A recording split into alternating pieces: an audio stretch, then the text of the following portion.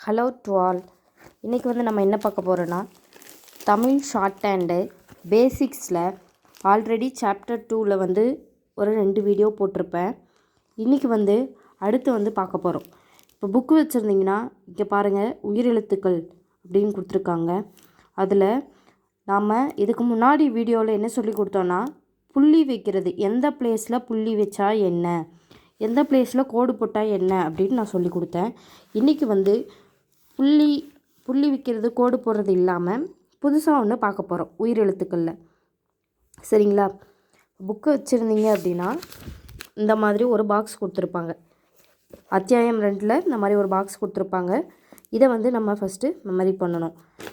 அதாவது என்னென்னா, இப்போது சின்னதாக இப்படி இல்லைன்னா இப்படி எழுத்துக்கு முன்னாடி சேர்த்து எழுதணும் அப்படின்னா அதை வந்து ஆண் படிக்கணும். சரிங்களா? இது அல்லது இது நம்ம வந்து கை வசத்துக்கு தகுந்த மாதிரி வந்து சேர்த்து எழுதுவோம். இது இப்படி முன்னாடி சேர்த்தோம்னா அதை ஆண் படிக்கணும்.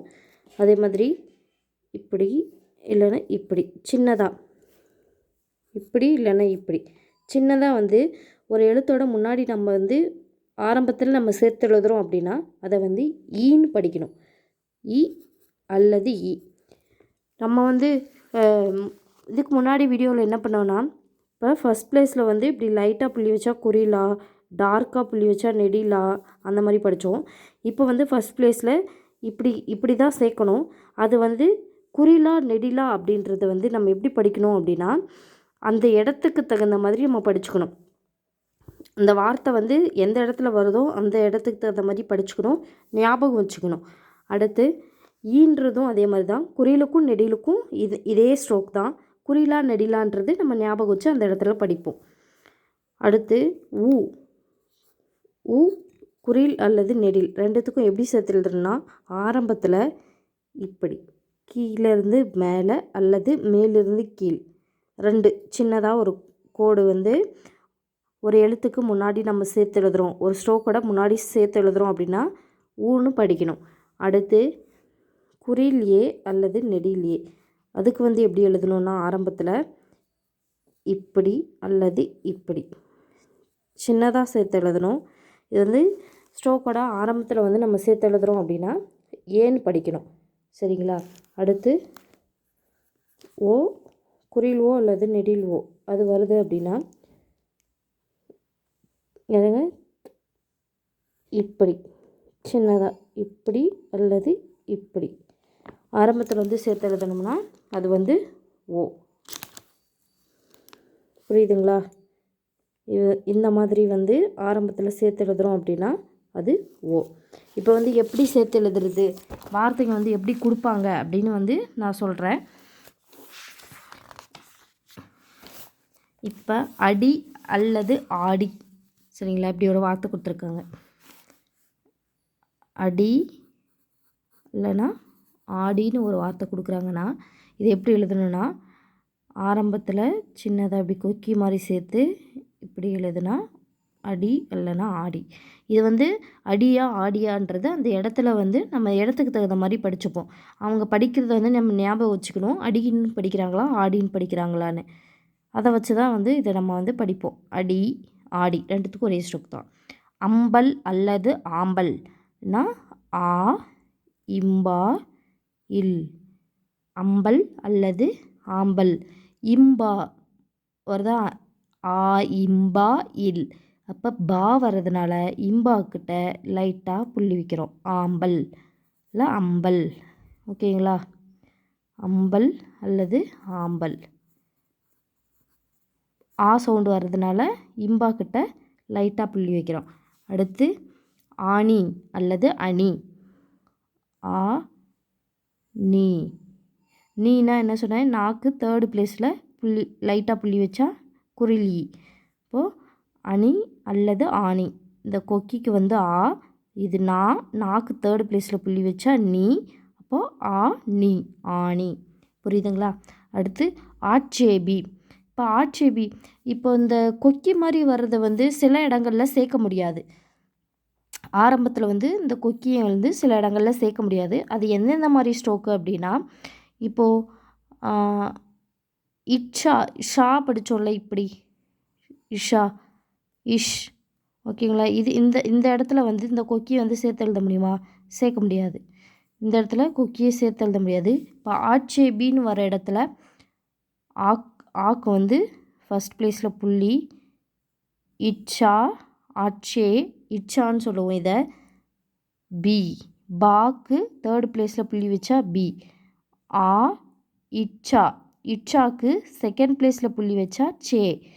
ஆ இச்சே பி. ஓகேங்களா, புரியுதா? ஆட்சே பி இப்படி தான் எழுதணும். இப்போ ஏற்க அப்படின்றது ஏ இப்படி போட்டு இப்போ ராக்கு வந்து இப்படி போட்டு எழுத முடியாது. அதனால் ஏற்கக்கு ராலன் வந்து ஒன்று மேல் நோக்கி இன்னொன்று கீழ் நோக்கி 2 படித்தோமா. இப்போ இதுக்கு வந்து என்ன பண்ண போகிறோம்னா கீழ் நோக்குன ராவை வந்து யூஸ் பண்ண போகிறோம். கானா ஃபஸ்ட் ப்ளேஸில் புள்ளி, ஏற்கன்னு வருதா, இது கா மட்டும்தான் இருக்குது. ஏற்கன்னு வரும்போது முன்னாடி ஏ வரணும். அப்போது முன்னாடி ராக்கு முன்னாடி செகண்ட் ப்ளேஸில் டார்க்காக புள்ளி வச்சா ஏர் கா. புரியுதுங்களா? ஏற்க இப்படி தான் எழுதணும். அடுத்து ஊசின்னு வருதுன்னு வச்சுக்கோங்களேன். ஊசி சாக்கான ஸ்ட்ரோக்கு ஃபஸ்ட்டு ஆரம்பத்தில் வருதா. இப்போ ஸ்ட்ரோக்குக்கு முன்னாடி தேர்டு ப்ளேஸில் டார்க்காக கோடு போட்டால் சீனும் போது வந்து சாக்கு பின்னாடி வருது. அப்போ ஸ்ட்ரோக்குக்கு பின்பக்கம் தேர்டு ப்ளேஸில் லைட்டாக புள்ளி வச்சா சி சி ஊசி. புரியுதுங்களா? இப்படி தான் படிக்கணும்.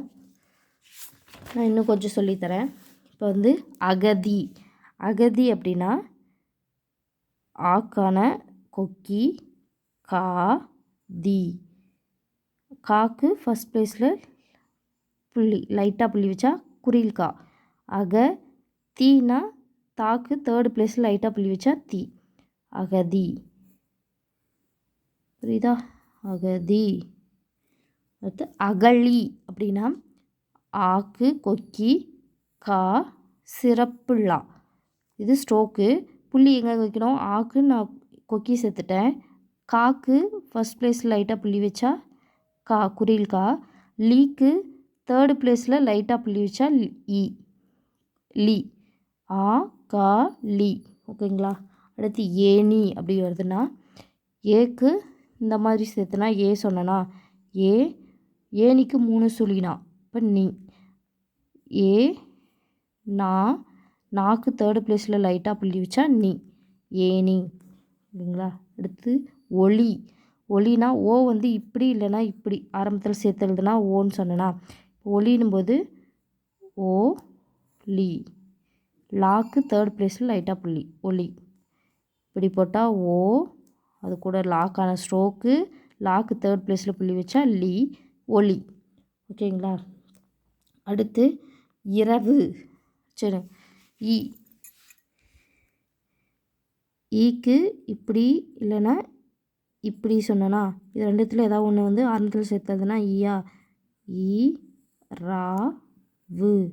ராக்கு ஃபஸ்ட் ப்ளேஸில் புள்ளி ஊனா தேர்டு ப்ளேஸில் லைட்டாக கோடு இரவு. புரியுதுங்களா? இப்போ வந்து இதை நான் ஏன் இங்கே கீழேருந்து வெட்டி எழுதியிருக்கேன்னா, நான் நேற்றே சொல்லி கொடுத்தேன். ஆளை ஸ்டார்ட் ஆச்சுன்னா மேலேயே எழுதி முடிக்கணும். அகதி. ஓகேங்களா? ஃபஸ்ட் ப்ளேஸில் ஸ்டார்ட் பண்ணி எழுதணும். ஏல ஸ்டார்ட் ஆச்சுன்னா செகண்ட் ப்ளேஸ். இங்கே எழுதியிருக்கேனா ஏனின்றது வந்து நான் இங்கே ஸ்டார்ட் பண்ணல, மேலேயே ஸ்டார்ட் பண்ணல, கோட்டு மேலே சேர்த்து எழுதியிருக்கேன். கோட்டு மேலே எழுதியிருக்கேன். ஏனா செகண்ட் ப்ளேஸ், ஊலாம் வந்து தேர்டு ப்ளேஸ். இப்போ இரவு அப்படின்றது ஈல ஸ்டார்ட் ஆகுதா, ஈன்றது வந்து தேர்டு ப்ளேஸா, அதனால் கோட்டு கீழேருந்து எழுதுறேன். அப்போ தான் கோடை வெட்டி வரும். இரவு. ஓகேங்களா? புரியுதா? இப்போ இன்னொன்று கூட நான் சொல்லித்தரேன். இப்போ உணவு அப்படின்னா உணவு ஊன்றது தேர்டு ப்ளேஸ். ஸ்டார்டிங்கில் வந்து வந்துச்சுன்னா அது தேர்ட் ப்ளேஸில் எழுதணும். தேர்டு ப்ளேஸ்னால் கோடை வெட்டி எழுதணும். அதனால் இங்கே எழுதுறது வந்து இங்கே ஸ்டார்ட் பண்ணுறேன். கோட்டு மேலே கோடை வெட்டி கோடை வெட்டி வந்துடுச்சா ஸ்ட்ரோக்கு, இப்படி தான் எழுதணும். ஊக்கு வந்து இப்படி அல்லது இப்படி கோடு சேர்த்து எழுதணும்னு சொன்னேன். இப்படி போட்டால் நாக்கு வந்து ஃபஸ்ட் ப்ளேஸில் லைட்டாக புள்ளி, வாக்கு வந்து தேர்ட் ப்ளேஸில் லைட்டாக கோடு போட்டால் உணவு. புரியுதுங்களா? இப்படி தான் எழுதணும். உப்பு. ஊக்கு கோடு போட்டேன். இப்பா. ஓகேங்களா?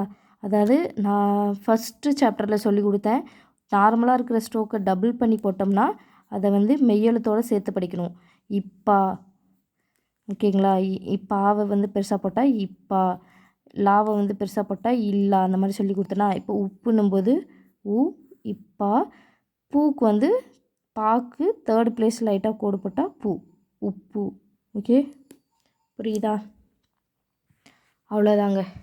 இன்றைக்கி இவ்வளோதான். இதை வந்து நீங்கள் ப்ராக்டிஸ் பண்ணிவிட்டு பயிற்சி 5 வந்து நீங்கள் படித்து பார்த்து ப்ராக்டிஸ் பண்ணுங்கள். தெரியாத வார்த்தைக்கு வந்து பின்னாடி ஆன்சருக்கு பார்த்துக்கோங்க. அந்த மாதிரி தெரியாததை வந்து நிறைய டைம் ப்ராக்டிஸ் பண்ணுங்கள். Okay, thank you friends.